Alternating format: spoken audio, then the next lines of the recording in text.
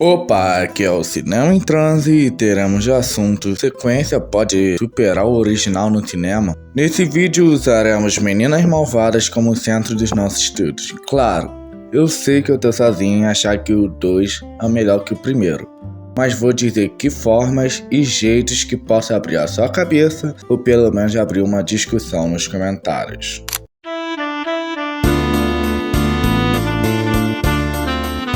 As pessoas tendem a falar a palavra brega como uma característica negativa. Eu olho por um lado ambíguo essa palavra. Ela pode ser negativa ou bastante positiva olhando um ponto audiovisual, como os diretores Quentin Tarantino e Dario Argento em seus filmes. Um exemplo clássico é a cena do Django Livre, que o Django atira em uma moça branca no casarão no final do filme. Aquilo é extremamente brega, mas muito bom para o desenrolar do filme e seu estilo. Também o Brasil desenvolveu um estilo próprio, que é chamado cinema marginal, que as situações são caricatas, a montagem parece amadora e o som é indescritível.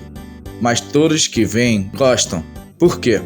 Porque ele foi feito para ser assim. Então eles manipulam a nossa emoção através desse estilo brega, assim se tornando um clássico do cinema, como na década de 10, que tivemos vários filmes bregas e gostamos, tal qual falaremos agora.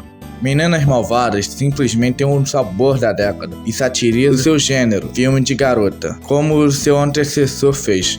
Mas é isso que é a magia. Ele satiriza com os filmes que se inspiraram no primeiro, fazendo um certo paradoxo, porque se não houvesse o primeiro, não haveria a necessidade dupla do segundo, que faz a Marilyn Monroe, a diretora, ser praticamente uma gênia quando fez esse filme, se destacando em sua preguiça e sátira.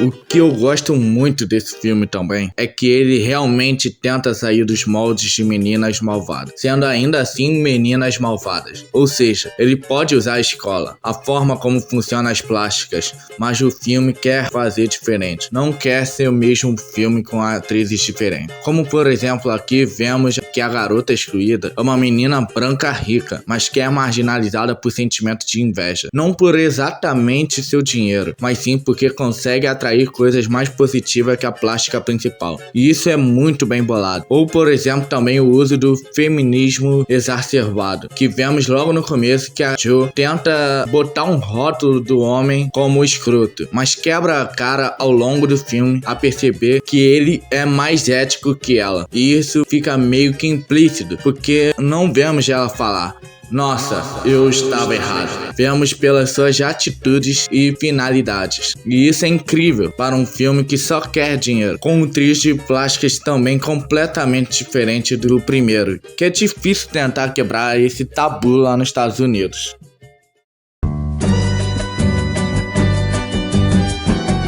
Mas quase todos os filmes têm seus pontos negativos, e esse com certeza não é diferente. E o elefante da sala é a diferença de carisma da protagonista. A Lindsay Lohan tem um abismo de carisma a Meghan Markle. E nem boto tanta culpa na Meghan, é porque a Lohan foi a rainha de Hollywood naquela época. Mas isso afeta o filme, porque necessitava de uma mina radical e irada, e ela não consegue propor isso em algumas cenas, e fica meio desconecto com a realidade. E também a relação dela com o pai é praticamente inútil para as cenas que estão no filme, porque elas não têm peso de consequência como nas outras coisas do filme. Parece que tudo anda do mesmo jeito antes e depois das cenas dos pais, que é triste, porque ocupa uma parte considerável do filme, e ela não anda, mas ainda assim acho um bom filme, e consegue ser realmente melhor que o primeiro para mim. E para não ficar sozinho, eu vou te botar uma opinião rápida do editor. Ué, eu sou editor e, cara, a minha opinião é que esse filme é um lixo. É um absurdo falar que é a continuação do primeiro. A direção é totalmente amadora e com atores fracos. E essas são as minhas notas.